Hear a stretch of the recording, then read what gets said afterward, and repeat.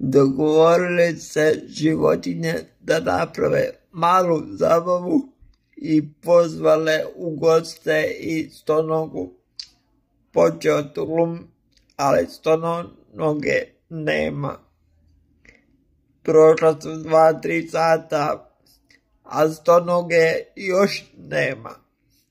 Svi se zabrinu što nema Stonoge, jer je zabava pri kraju.